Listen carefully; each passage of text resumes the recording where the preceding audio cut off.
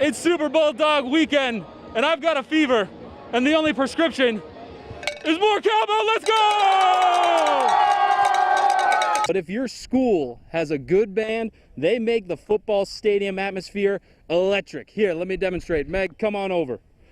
Play me a little razzle dazzle.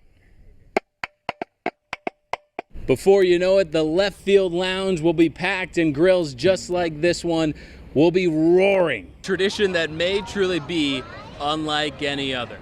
So let's see if the Ole Miss Rebels could smoke the Arkansas Razorbacks. What's going on, guys? Matt St. Jean here at Duty Noble Field, and even though the parade doesn't even start till 5:30, people have been out here grilling since 2:30 in the afternoon.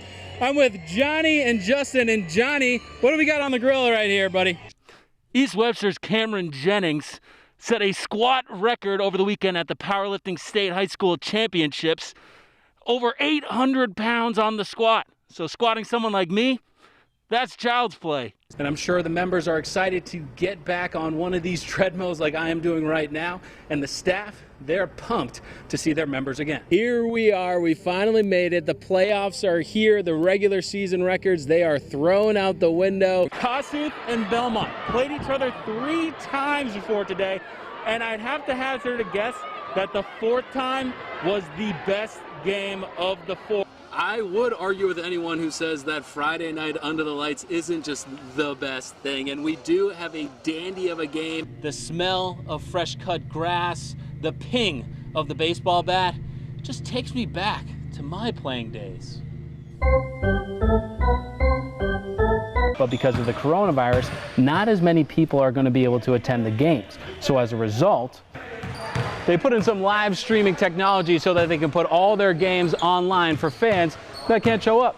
I'm open. Parrish doesn't just go home and rest up and train for the next fight like most professional fighters. He puts a hard hat on, comes out here to Fastenal in Bruce, Mississippi. So in the coronavirus era, it's really hard to keep the spaces clean. Like this kind of clean. No, not quite that kind of clean, but yeah, I guess that works. I'm talking about choral ensemble, and boy, do they sound good. Check this out. 1, 2, 3.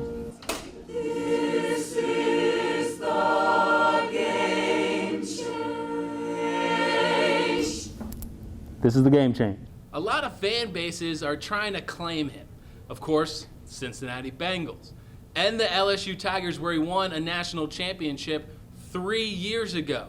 And then the Ohio State Buckeyes. I mean, come on, Ohio State. He's not a Buckeye.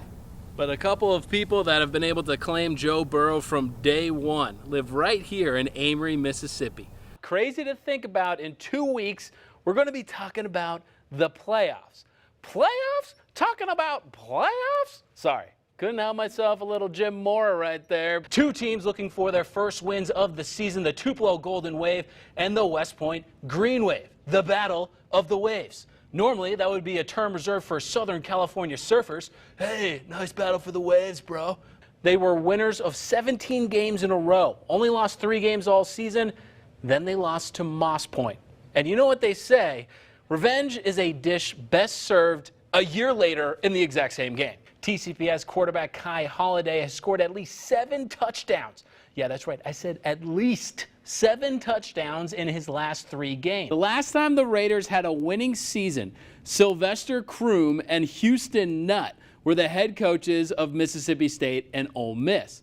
That's a long time ago. But why the turnaround? Why now? Why this season?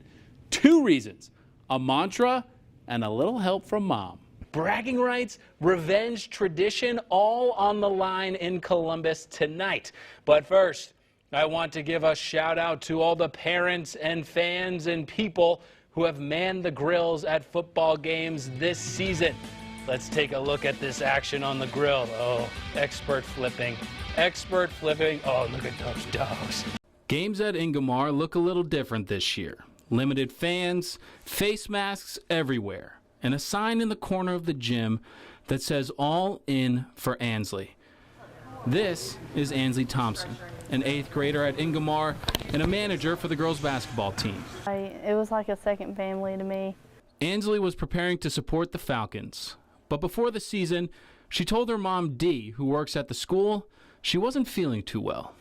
Like, I started out having headaches in the back of my head.